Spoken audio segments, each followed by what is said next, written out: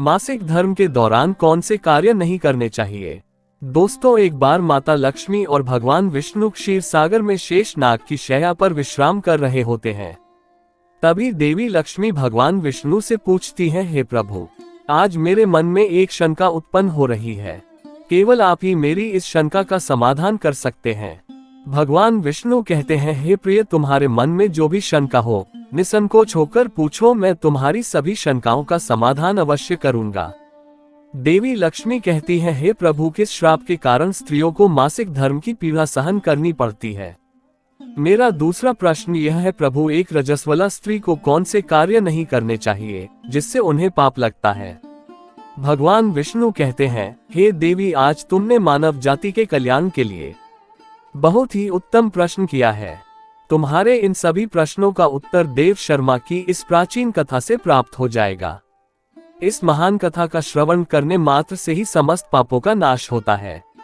जो भी पति पत्नी इस कथा को ध्यान पूर्वक सुनते हैं उन्हें सौभाग्य की प्राप्ति होती है। इसीलिए हे देवी, आप भी इस कथा को ध्यान पूर्वक सुनिए।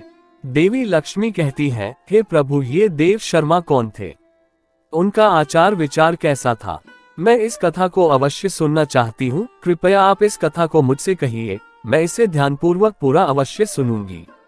भगवान विष्णु कहते हैं, हे देवी, पूर्व काल की बात है। मध्य देश में एक अत्यंत शोभायमान नगरी थी। उस नगरी में देव शर्मा नाम के ब्राह्मण रहा करते थे। देव शर्मा को समस्त शास्त्रों और वेदों का ज्ञान था। वह परम बुद्धिमान, गुणवान तथा धर्म कार्य में तत्पर रहता था। सभी वर्णों के लोग उन्हें बड़ा सम्मान देते थे। वे प्रतिदिन यज्ञ, दान, धर्म तथा संध्या उपासना किया करते थे। वे पशु, पुत्र, बंधु बांधव तथा धन संपत्ति से संपन्न थे। देव शर्मा की पत्नी का नाम भगना था। वह भी अत्यंत चरित्रवान, गुणवान तथा पतिव्रता, धर्म का पालन करने वाली स्त्री थी। फिर एक दिन देव शर्मा ने अपने घर पर सत्यनारायण की पूजा रखी और सभी ब्राह्मणों को स्वयं जाकर निमंत्रण दिया। नगर में निवास करने वाले समस्त मनुष्यों को उसने पूजा के लिए तथा भोजन के लिए बुलाया। फिर पूजा के दिन समस्त ब्राह्मण उसके घर पर पधारे। देव शर्मा ने सभी ब्राह्मणों का विधि पूर्वक पूजन किया और उनका आदर सत्कार किया। फिर उसने सभी ब्राह्मणों को घर के अंदर बुलाया और सुंदर आसन देकर उन्हें बिठाकर मिष्ठान और भोजन कराया। ब्राह्मणों को भोजन कराने के बाद उसने भगवान का स्मरण करते हुए सभी को वस्त्र आदि का दान करके विदा किया। वे सभी ब्राह्मण देव शर्मा को आशीर्वाद देकर वहां से चले गए। उसके बाद उसने अपने परिवार, बंधु बांधव तथा अनेक और भूखे लोगों को भोजन कराया। इस प्रकार से सभी को भोजन कराकर और पूजा संपन्न करके जब वह ब्राह्मण अपने घर के द्वार के सामने खड़ा रहा, तब उसने देखा कि उसके घर के सामने एक कुतिया और बैल बात कर रहे थे। उस ब्राह्मण ने उस कुतिया और बैल की पूरी बात सुनी तो उसे बड़ा आश्चर्य हुआ। वह कुतिया और बैल उसके माता पिता ही थे, जो पिछले जन्म के पाप के कारण इस जन्म में कुतिया और बैल बन गए थे। तब वह ब्राह्मण मन ही मन सोचने लगा, ये दोनों तो साक्षात मेरे माता पिता ही हैं, जो मेरे घर पर पशु बनकर आए हैं। किस कारण से इन दोनों को पशुओं का शरीर प्राप्त हुआ, अब इनके उद्धार के लिए मैं क्या करूं। इस प्रकार विचार करते हुए उस ब्राह्मण को रात भर नींद नहीं आई और वह रात भर भगवान का स्मरण करते हुए सोच विचार करने लगा। उसने सोचा, मेरे माता पिता की मुक्ति का उपाय केवल मुनि वशिष्ठ जी ही बता सकते हैं। इसीलिए सुबह होते ही देव शर्मा स्नान आदि कार्य संपन्न करके मुनि वशिष्ठ जी के आश्रम पर पहुंच गया। आश्रम पर आते ही मुनि वशिष्ठ जी ने देव शर्मा का स्वागत किया। वशिष्ठ जी कहने लगे, हे ब्राह्मण श्रेष्ठ, आज किस कारण से आपका हमारे आश्रम में आगमन हुआ है। आप दुखी दिखाई पड़ते हो, आपके दुख का क्या कारण है, बताओ। देव शर्मा कहता है, हे मुनिवर, आपको प्रणाम है। आपके दर्शन से आज मेरा जन्म सफल हुआ है। हे मुनीश्वर, आज मैं आपके पास एक शंका लेकर आया हूँ। कृपया आप ही मुझे इस दुख से बाहर निकाल सकते हैं। मैं अत्यंत दुखी और दुर्बल हो गया हूँ। वशिष्ठ जी कहते हैं, हे ब्राह्मण, दुख ना करो। तुम्हारी जो भी शंका हो निसंकोच होकर पूछो, मैं अवश्य तुम्हारी शंका का समाधान करूंगा। फिर देव शर्मा कहता है, हे मुनिवर, कल मैंने अपने घर पर भगवान विष्णु का पूजन किया तथा अनेक ब्राह्मणों को और भूखे लोगों को भोजन कराया, विधिपूर्वक भगवान का पूजन किया। फिर मेरे द्वार पर एक कुतिया और एक बैल आ गया। दोनों मेरे घर के सामने खड़े होकर बात कर रहे थे। सबसे पहले कुतिया उस बैल से इस प्रकार से कहने लगी, हे स्वामी, आज जो घटना घटी उसे सुनिए। हमारे पुत्र के घर में ब्राह्मणों के भोजन के लिए जो दूध रखा था, एक सांप ने उस दूध के बर्तन में अपना विष उगल दिया था, जिसे देखकर मुझे बड़ी चिंता होने लगी। उसी दूध से भोजन बनने वाला था। अगर सभी लोग उस दूध को खा लेते तो उनकी मृत्यु हो जाती। इसीलिए मैंने उस बर्तन में से सारा दूध पी लिया। जब बहू की दृष्टि मुझ पर पड़ी तो उसने मुझे खूब पीटा, जिससे मेरा अंग भंग हो गया। मुझे बहुत पीड़ा हो रही है। इसी कारण से मैं लड़खड़ाते हुए चल रही हूँ। मुझे ये पीड़ा सहन नहीं हो रही है। कुतिया की बात सुनकर वह बैल बहुत दुखी हुआ और वह खुद का वृतांत सुनाने लगा। है प्रिय, अब मैं तुम्हें मेरे दुख का कारण सुनाता हूँ। मैं पूर्वजन्म में इस ब्राह्मण का पिता था। आज इस ब्राह्मण ने सभी लोगों को भोजन कराया, किंतु इसने मेरे सामने घास तक नहीं डाली और न ही मुझे जल पिलाया। इसी कारण से मैं बहुत दुखी हो गया हूँ। फिर देव शर्मा कहने लगा, इस प्रकार से अपने माता पिता को कुतिया और बैल के रूप में ऐसा बोलते हुए देखकर मुझे बड़ा दुख हो रहा है। मुझे रात भर नींद नहीं आ रही है। हर क्षण मुझे चिंता सता रही है। मैंने कभी कोई पाप नहीं किया है, हमेशा धर्म के कार्य किए हैं, फिर भी मेरे माता पिता को ऐसे कष्ट झेलने पड़ रहे हैं। इसी कारण से आज मैं आपके पास आया हूँ। कृपया आप अपनी योग शक्ति से पता करके मुझे बताएं किस कारण से मेरे माता पिता की ऐसी दुर्दशा हुई है और उनकी मुक्ति के लिए मुझे कौन सा कर्म करना चाहिए। फिर गुरु वशिष्ठ ध्यान लगाते हैं और उस ब्राह्मण के माता पिता के पूर्व जन्म के कर्मों को देखते हैं और देव शर्मा से कहने लगते हैं, हे ब्राह्मण, तुम्हारे माता पिता ने पिछले जन्म में घोर पाप किया है। उसी पाप के कारण आज उनकी ऐसी दुर्दशा हुई है। देव शर्मा कहता है, हे गुरुदेव, किस पाप के कारण मेरे माता पिता की दुर्दशा हुई है? कृपया विस्तार से बताएं, मैं जानना चाहता हूँ। फिर ऋषि वशिष्ठ कहते हैं, हे ब्राह्मण देवता, तुम ध्यान से सुनो। ये बैल जो तुम्हारे पिता है, ये पिछले जन्म में कुंडी नगर के श्रेष्ठ ब्राह्मण रहे हैं। इन्होंने एक दिन एकादशी का व्रत करके भोजन किया था। एकादशी के व्रत के दिन इसने दान धर्म भी नहीं किया। इसने द्वार पर आई गायों को कभी भोजन नहीं खिलाया। इसने अपने पितरों का श्राद्ध भी विधिपूर्वक नहीं किया। तुम्हारे पिता ने पिछले जन्म में मासिक धर्म के दौरान ही तुम्हारी माता के साथ संबंध बनाया था और इसी पाप के कारण इसे इस जन्म में बैल का रूप प्राप्त हुआ है। अब तुम्हारी माता के बारे में सुनो। तुम्हारी माता ने रजस्वला होते हुए भी भोजन बनाया। मासिक धर्म के दौरान ही इसने भगवान की पूजा की, तुलसी को जल चढ़ाया। रजस्वला होते हुए भी इसने भगवान को भोग लगाया। इसी कारण से इसे महापाप लगा है। मासिक धर्म के दौरान स्त्री 3 दिनों के लिए अपवित्र हो जाती है। मासिक धर्म के दौरान स्त्री को पूजा पाठ नहीं करना चाहिए। स्त्री को इन 3 दिनों में अपने बाल भी नहीं धोने चाहिए। इससे पति की आयु कम होती है। मासिक धर्म के दौरान पेड़ पौधों को स्पर्श ना करे। रजस्वला स्त्री के साथ संबंध भी नहीं बनाना चाहिए। जो पुरुष रजस्वला के साथ संबंध बनाता है उसे ब्रह्म हत्या का पाप लगता है। जो रजस्वला के वस्त्रों को स्पर्श करता है उसे भी पाप लगता है।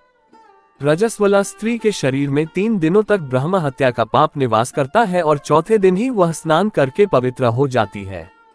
चौथे दिन स्नान करने के पश्चात रजस्वला स्त्री को अपने पति का मुख देखना चाहिए। अन्य किसी पुरुष का मुख नहीं देखना चाहिए। यदि पति समीप ना हो तो सूर्यदेव के दर्शन करने चाहिए। गुरु वशिष्ठ कहते हैं, हे ब्राह्मण, इसी पाप के कारण तुम्हारे पिता को बैल और तुम्हारी माता को कुतिया का जन्म प्राप्त हुआ है। देव शर्मा कहता है, हे मुनीश्वर, अब आप मुझे मेरे माता पिता की मुक्ति के लिए उपाय बताए। वशिष्ठ जी कहते हैं, हे ब्राह्मण, तुम किसी भी अमावस्या के दिन अपने माता पिता की मुक्ति के लिए श्राद्ध तथा तर्पण करो और दान धर्म करो, गाय की सेवा करो और गौ माता को मिष्ठान खिलाओ और अपने माता पिता की मुक्ति के लिए भगवान से प्रार्थना करो। फिर ब्राह्मण वही करता है और फिर उसके माता पिता को समस्त पापों से मुक्ति मिलती है। भगवान विष्णु माता लक्ष्मी से कहते हैं, हे देवी, मैंने तुम्हें रजस्वला स्त्री को कौन से कार्य नहीं करने चाहिए इस विषय में बता दिया है। अब मैं तुम्हें बताता हूँ किस कारण से स्त्री को मासिक धर्म से गुजरना पड़ता है। सत्य युग में काल के नाम से प्रसिद्ध दानव हुआ करते थे।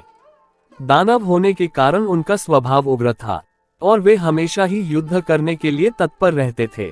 फिर एक दिन सभी दानव वृत्रासुर के साथ मिलकर स्वर्गलोक पर चढ़ाई करने लगे। उन असुरों के पास भयंकर शक्तिशाली अस्त्र थे जिसका देवता सामना ना कर सके और भागकर ब्रह्मदेव के पास चले गए। फिर ब्रह्मदेव ने उन्हें असुरों को परास्त करने का उपाय बताते हुए कहा, हे इंद्र, तुम इसी क्षण महर्षि दधीची के पास जाओ।